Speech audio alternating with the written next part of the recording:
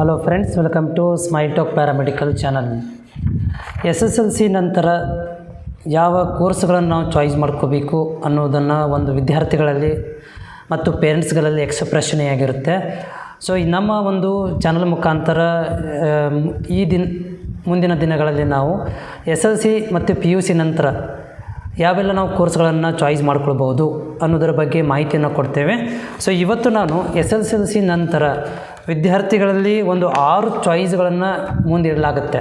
SLC ಮುಗಿದ ಮೇಲೆ ಒಂದು ಅವರು ಆರ್ಟ್ಸನ್ನು ಮಾಡ್ಕೋಬೋದು, ಸೈನ್ಸ್ ಫೀಲ್ಡಿಗೆ ಹೋಗ್ಬೋದು, ಕಾಮರ್ಸ್ ಫೀಲ್ಡಿಗೆ ಹೋಗ್ಬೋದು.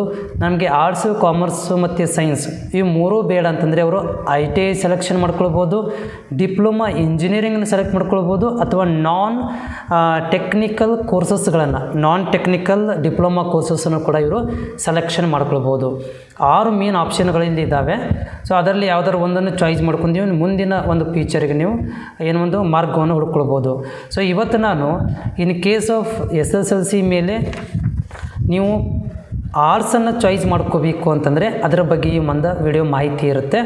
ಸೊ ವಿಡಿಯೋ ಪೂರ್ತಿಯಾಗಿ ನೋಡಿ. ನಮ್ಮ ಚಾನಲ್ ನೀವು ಹೊಸಬರಾಗಿದ್ದರೆ ಸಬ್ಸ್ಕ್ರೈಬ್ ಮಾಡಿ, ಸಪೋರ್ಟನ್ನು ಕೂಡ ಮಾಡೋದನ್ನು ಮರಿಬೇಡಿ. ಹಾಗೂ ಮುಂದಿನ ದಿನಗಳಲ್ಲಿ ನಾವು ಲೈವಲ್ಲಿ ಬಂದಾಗ ನಿಮ್ಮ ಒಂದು ಡೌಟ್ಸ್ಗಳನ್ನು ಕೂಡ ಲೈವ್ ಮುಖಾಂತರ ಸಾಲ್ವ್ ಮಾಡುವಂಥ ಕೆಲಸವನ್ನು ಕೂಡ ಮಾಡಲಾಗುತ್ತೆ.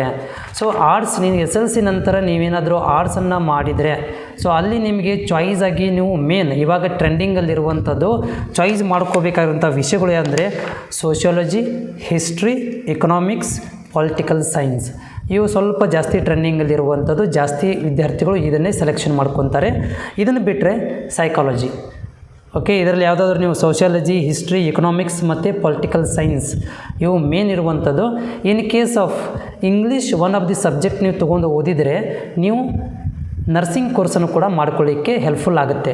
ಒನ್ ಆಫ್ ದಿ ಇಂಗ್ಲೀಷ್ ಸಬ್ಜೆಕ್ಟನ್ನು ಓದಬೇಕಾಗತ್ತೆ ಆರ್ಟ್ಸ್ ಒಳಗಡೆ. ನಿಮಗೆ ಫ್ಯೂಚರ್ ಒಳಗಡೆ ಕೂಡ ಅದು ಹೆಲ್ಪ್ ಆಗ್ಬೋದು ಕಾಂಪಿಟೇಷನ್ ಎಕ್ಸಾಮ್ಗೆ. ಯಾಕಂದರೆ ಇಂಗ್ಲೀಷು ಕೂಡ ಒನ್ ಆಫ್ ದಿ ಕಾಂಪಿಟೇಷನಲ್ಲಿ ಮಾರ್ಕ್ಸ್ಗಳು ಕೂಡ ಬರ್ತವೆ. ಹೀಗಾಗಿ ಇಂಗ್ಲೀಷನ್ನು ಕೂಡ ನೀವು ತೊಗೊಂಡ್ರೆ ಒಳ್ಳೆಯದು ಅಂತ ಹೇಳ್ಬೋದು. ಇದರಿಂದ ಏನಾಗುತ್ತೆ, ನಾನು ಆರ್ಟ್ಸ್ ಮಾಡ್ತಾಯಿದ್ದೀನಿ, ಸೊ ಆರ್ಟ್ಸನ್ನು ಚಾಯ್ಸ್ ಮಾಡ್ಕೊಂಡಿದ್ದೀನಿ. ಸೊ ಇದರಿಂದ ಏನು ಮುಂದೆ ಉಪಯೋಗ ಏನಿದೆ, ಯಾಕಂದರೆ ಎಲ್ಲರೂ ನಾವು ಟ್ರೈ ಮಾಡೋದೇನಂತಂದರೆ ಗೌರ್ಮೆಂಟ್ ಜಾಬ್ಗಳನ್ನು ಮುಂದೆ ಫ್ಯೂಚರ್ ಸೆಕ್ಯೂರ್ ಮಾಡ್ಕೊಳ್ಳೋ ಸಲುವಾಗಿ ನಾವು ಟ್ರೈ ಮಾಡ್ತಿರೋದು.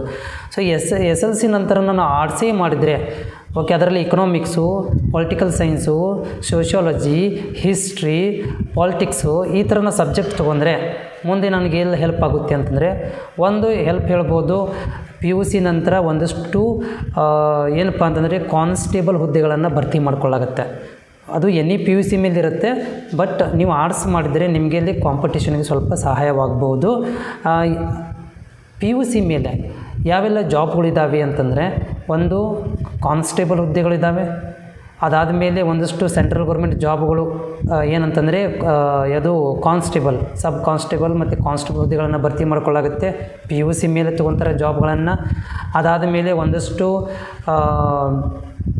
ಸ್ಟೇಟ್ ಗೌರ್ಮೆಂಟ್ ಜಾಬ್ಗಳೇ ಬೇರೆ ಬೇರೆ ಡಿಪಾರ್ಟ್ಮೆಂಟ್ ಒಳಗಡೆ PUC ಮೇಲೇ ಏನು ಮಾಡ್ತಾರೆ ಅಂತಂದರೆ ಪರ್ಸೆಂಟೇಜ್ ಬೇಸ್ ಮೇಲೆ ಸೆಲೆಕ್ಷನ್ ಮಾಡ್ಕೊಳ್ಳಾಗುತ್ತೆ. ಒಂದಷ್ಟು ಜಾಬ್ಗಳು ಮಾತ್ರ ಇರೋದು PUC ಮೇಲೆ. ಅದನ್ನು ಬಿಟ್ಟರೆ ಮುಂದೆ ನೀವು ಹೈಯರ್ ಎಜುಕೇಷನ್ ಮಾಡ್ಕೋಬೇಕಾಗತ್ತೆ. ಹೈಯರ್ ಎಜುಕೇಷನ್ ಮಾಡ್ಕೋಬೇಕಂತಂದರೆ ಇದರಲ್ಲಿ ಯಾವುದಾದ್ರೂ 3 ಚಾಯ್ಸ್ಗಳನ್ನು ಮಾಡ್ಕೋಬೇಕಾಗತ್ತೆ. BA ಸಬ್ಜೆಕ್ಟನ್ನು ನೀವು ಚಾಯ್ಸ್ ಮಾಡ್ಕೋಬೇಕಾಗತ್ತೆ. ಸೊ BAದಲ್ಲಿ ನೀವು ಅದರಲ್ಲಿ ಹಿಸ್ಟ್ರಿನಾರು ಮಾಡ್ಕೊಳ್ಬೋದು, ಪೊಲಿಟಿಕಲ್ ಸೈನ್ಸ್ ಇರ್ಬೋದು, ಸೋಷಿಯಾಲಜಿ ತೊಗೋಬೋದು, ಅಥವಾ ಏನಪ್ಪ ಅಂದರೆ ಸೈಕಾಲಜಿ ತೊಗೋಬೋದು, ಅಥವಾ ಮಾಸ್ ಆ್ಯಂಡ್ ಕಮ್ಯುನಿಕೇಷನ್ ತುಂಬ ಇವಾಗ ಡಿಮಾಂಡಲ್ಲಿರುವುದು. ಯಾಕಂದರೆ ನೀವು ನೋಡಿರ್ಬೋದು, ನವ ಡೇಸಲ್ಲಿ ನಮ್ಮ ಸೋಷಿಯಲ್ ಮೀಡಿಯಾ ತುಂಬ ಆ್ಯಕ್ಟಿವೇಟ್ ಆಗಿದೆ, ಸೋಷಿಯಲ್ ಮೀಡಿಯಾ ತುಂಬ ಸ್ಟ್ರಾಂಗ್ ಆಗಿದೆ. ಅಲ್ಲಿ ನೀವೇನಾದರೂ ವರ್ಕ್ ಮಾಡಬೇಕು ಅಂತಂದರೆ mass and communications, journalism and communication one of the ಸಬ್ಜೆಕ್ಟನ್ನು ನೀವು ಚಾಯ್ಸ್ ಮಾಡ್ಕೊಳ್ಬೋದು. ಎಲ್ಲಿ ಅಂತಂದರೆ ನೀವು BA ಒಳಗಡೆ ಆರ್ಟ್ಸ್ ಮಾಡಿ BA ಒಳಗಡೆ ಚಾಯ್ಸನ್ನು ಮಾಡ್ಕೊಳ್ಬೋದು. ಇಲ್ಲಪ್ಪ ಅಂತಂದರೆ ಇಂಟಿಗ್ರೇಟೆಡ್ ಕೋರ್ಸ್ ಯಾವುದು BA LLBನೂ ಕೂಡ ನೀವು ಮಾಡ್ಕೊಳ್ಬೋದು. ಅಥವಾ ಇಲ್ಲ ಅಂತಂದರೆ ನೀವು ಲೈಬ್ರರಿ ಸೈನ್ಸನ್ನು ಕೂಡ ಮಾಡ್ಕೊಳ್ಬೋದು. BA ಮುಗಿದ ಮೇಲೆ ನೀವು ಲೈಬ್ರರಿ ಸೈನ್ಸ್ ಅಂತ ಬರುತ್ತೆ, ಬ್ಯಾಚುಲರ್ ಆಫ್ ಲೈಬ್ರರಿ ಸೈನ್ಸನ್ನು ಕೂಡ ನೀವು ಮಾಡ್ಕೊಳ್ಬೋದು, ಸ್ಟಡಿ ಮಾಡ್ಬೋದು. ಅಲ್ಲಿ ಲೈಬ್ರರಿನಾಗಿ ನೀವು ಮುಂದೆ ಜಾಬನ್ನು ಕೂಡ ಪಡ್ಕೊಳ್ಬೋದು. ಈ ಒಂದು BA ಆರ್ಟ್ಸ್ ಆದಮೇಲೆ BA ಕಂಪ್ಲೀಟ್ ಆದಮೇಲೆ ನೀವು ಹೆಚ್ಚಿನ ವ್ಯಾಸಂಗ ಮಾಡಬೇಕು ಅಂತಂದರೆ ನೀವೇನು ಮಾಡೋದು, MA ಸೈಕಾಲಜಿ, MA ಸೋಷಿಯಾಲಜಿ, ನೀವು ಯಾವುದನ್ನು ಡಿಗ್ರಿ ಒಳಗಡೆ 3 ಸಬ್ಜೆಕ್ಟನ್ನು ಆಯ್ಕೆ ಮಾಡ್ಕೊಂಡಿರ್ತೀರಿ ಅದರ ಮೇಲೆ ನೀವೇನು ಮಾಡ್ಬೋದು ಅಂತಂದರೆ ಮುಂದೆ MA ಅಥವಾ MA ಯಾವುದಾದ್ರೂ ಒಂದು ಸೈಕಾಲಜಿನೋ, ಜರ್ನಲಿಸಮು ಅಥವಾ ಸೋಷಿಯಾಲಜಿನೂ ಪೊಲಿಟಿಕಲ್ ಸೈನ್ಸನ್ನು MA ಮಾಡ್ಕೊಳ್ಬೋದು. ಇಲ್ಲ ನನಗೂ BA ಮೇಲೆ ನಾವು B.Ed ಕೂಡ ಮಾಡ್ಕೊಳ್ಬೋದು. B.Ed ಆಗಿ ನೀವು ಹೈಸ್ಕೂಲ್ ಟೀಚರಿಗೆ ಟ್ರೈನು ಕೂಡ ಮಾಡ್ಕೊಳ್ಬೋದು.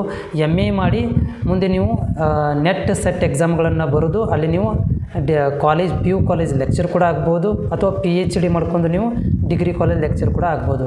ಇಲ್ಲ ನನಗೆ ಅಷ್ಟು ಲಾಂಗ್ ಎಜುಕೇಷನ್ ಮಾಡ್ಕೊಳ್ಳಿಕ್ಕೆ ಆಗೋದಿಲ್ಲ ಅಂದರೆ BA ಮೇಲೆ ಎನಿ ಡಿಗ್ರಿ ಅಂತ ನಿಮ್ಗೆ ಕನ್ಸಿಡರ್ ಮಾಡಿಕೊಂಡು all over India UPSC, KS, IAS, PSI degree ಮೇಲೆ ಬರುವಂಥ ಎಲ್ಲ ಹುದ್ದೆಗಳು ಯಾವುದು ಅಂತಂದರೆ FDC ಎಲ್ಲ ಹುದ್ದೆಗಳನ್ನು ಕೂಡ ನೀವು ಇಲ್ಲೇನು ಮಾಡ್ಬೋದು. ಇವೊಂದು ಕೂಡ PUC ಮೇಲೆ FDC ಕೂಡ ಎಕ್ಸಾಮನ್ನು ಇದು SDC ಎಕ್ಸಾಮನ್ನು ಬರೀಬೋದು. ನೀವು FDCನೂ ಕೂಡ ನೀವು ಪಡ್ಕೋಬೇಕು ಅಂತಂದರೆ ನೀವು ಹೆಚ್ಚಿನ ವ್ಯಾಸಂಗ ಕೂಡ ನೀವು ಇದರಲ್ಲಿ ಅಂದರೆ ಈಗ ಯಾವುದ್ರದ್ದು ಇದನ್ನು ಕರೆದಿದ್ದಾರೆ, ಯಾವುದೋ ಗ್ರೇಡ್ KS ಆಫೀಸರ್ ಆಗ್ಬೋದು, ತಹಸೀಲ್ದಾರ್ ಆಗ್ಬೋದು, ಹೌದಾ. ಇವೆಲ್ಲವುದು ಎನಿ ಡಿಗ್ರಿ ಮೇಲೆ ನೀವು ಅಪ್ಲಿಕೇಬಲ್ ಆಗ್ತೀರಾ. ಎನಿ ಡಿಗ್ರಿ ಮೇಲೆ ನೀವು ಬ್ಯಾಂಕಿಂಗ್ ಎಕ್ಸಾಮ್ ಕುಂದಿರ್ಬೋದು, ಹೌದಾ. ಸೆಂಟ್ರಲ್ ಗೌರ್ಮೆಂಟ್ ಜಾಬ್ಗೆ ಟ್ರೈ ಮಾಡ್ಕೊಳ್ಬೋದು, ಸ್ಟೇಟ್ ಗೌರ್ಮೆಂಟ್ ಕೂಡ ಜಾಬನ್ನು ನೀವು ಟ್ರೈ ಮಾಡ್ಬೋದು ಎನಿ ಡಿಗ್ರಿ ಮೇಲೆ. ಓಕೆ. ಇಲ್ಲ ನಾನು ಇನ್ನೂ ಸ್ವಲ್ಪ ಅದರಲ್ಲಿ ಯಾವ್ದಾದ್ರು ಡಿಪ್ಲೊಮಾ ಕೋರ್ಸ್ ಮಾಡ್ಕೊತೀನಿ ಅಂದರೆ BA LLB ಮಾಡ್ಕೊಳ್ರಿ, BA B.Ed ಮಾಡ್ಕೋಬೋದು, ಅಥವಾ BA ನೀವು ಜರ್ನಲಿಸಮ್ ಮಾಡಿ ನೀವು ಡೈರೆಕ್ಟಾಗಿ ನೀವು ನ್ಯೂಸ್ ಆ್ಯಂಕರಿಂಗ್ ಆಗಿ ಪ್ರಾಕ್ಟೀಸ್ ಕೂಡ ಮಾಡ್ಕೊಳ್ಬೋದು. ಇಲ್ಲಪ್ಪ ಅಂತಂದರೆ ನೀವು BSW ಕೂಡ ಕೋರ್ಸ್ ಮಾಡ್ಕೊಳ್ಬೋದು. BA ಮೇಲೆ BSW ಮಾಡ್ಕೊಳ್ಬೋದು. ಬ್ಯಾಚುಲರ್ ಆಫ್ ಸೋಷಿಯಲ್ ವರ್ಕ್ ಅಂತ ಇದೆ, ತುಂಬ ಡಿಮಾಂಡಲ್ಲಿರುವಂಥ ಕೋರ್ಸ್, ಅದನ್ನು ಕೂಡ ನೀವು ಮಾಡ್ಕೊಳ್ಬೋದು BA ಮೇಲೆ. ಈ ಥರದಂಥ ಒಂದು ಬೇರೆ ಬೇರೆ ಕೋರ್ಸ್ಗಳನ್ನು ನೀವು ಆಯ್ಕೆ ಮಾಡಿಕೊಂಡು ಮುಂದೆ ಕಾಂಪಿಟೇಷನ್ಗೆ ತಯಾರು ಮಾಡ್ಕೋಬೋದು. ಇದು ಒಂದು ಪ್ರೊಫೆಷನಲ್ ಕೋರ್ಸ್ ಅಲ್ಲದೇ ಇರೋದರಿಂದ ಇಲ್ಲಿ ಏನಾಗುತ್ತೆ ಅಂದರೆ ಡೈರೆಕ್ಟಾಗಿ ನಿಮಗೆ BA ಮೇಲೆ ಜಾಬ್ಗಳನ್ನು ಕೊಡೋದಿಲ್ಲ. BA ಮುಗಿದ ಮೇಲೆ ನೀವು ಕಾಂಪಿಟೇಟಿವ್ ಎಕ್ಸಾಮ್ಗಳನ್ನು ಅಟೆಂಡ್ ಮಾಡಿ ಕಾಂಪಿಟೇಟಿವ್ಗಳನ್ನು ರೆಡಿ ಮಾಡಿಕೊಂಡು ನೀವು ಜಾಬನ್ನು ಪಡ್ಕೋಬೇಕಾಗತ್ತೆ. ಓಕೆ. ಈ ಒಂದು BA ಒಂದು ಕೋರ್ಸನ್ನು ಸೆಲೆಕ್ಟ್ ಮಾಡುವುದರಿಂದ ಲಾಸ್ಟಿಗೆ ಇನ್ನೊಂದು ಚಾಯ್ಸನ್ನು ಹೇಳಕ್ಕೆ ಬಯಸ್ತೇನೆ. ಇನ್ ಕೇಸ್ ಆಫ್ ನೀವು SLC ಸ್ಟೂಡೆಂಟ್ ಆಗಿದ್ದರೆ ನೀವು ಸೈನ್ಸನ್ನು ಇಷ್ಟ ಇಲ್ಲ ಅಂತಂದರೆ ನೀವು ಮೆಡಿಕಲ್ ಕೋರ್ಸ್ ಅಂದರೆ ಪ್ಯಾರಾಮೆಡಿಕಲನ್ನು ಕೂಡ ಒಂದು ಚಾಯ್ಸನ್ನು ಇಟ್ಕೊಳ್ಬೋದು, ಅಥವಾ ಅಂದರೆ ಡಿಪ್ಲೊಮಾ ಇಂಜಿನಿಯರಿಂಗನ್ನು ಕೂಡ ನೀವು ಚಾಯ್ಸ್ ಮಾಡಿದರೆ ಬೆಸ್ಟ್ ಅಂತ ನನ್ನ ಅನಿಸಿಕೆ. ನಿಮ್ಮ ಒಪಿನಿಯನ್ ಏನಿದೆ ಅನ್ನೋದನ್ನು ನನಗೆ ಕಾಮೆಂಟ್ಸ್ ಬಾಕ್ಸಲ್ಲಿ ತಿಳಿಸಿ. Thank you. मेरा ये चैनल सब्सक्राइब करें और मेरे हर अपडेट आपको मिले, इसके लिए बेल आइकन जरूर दबाइएगा.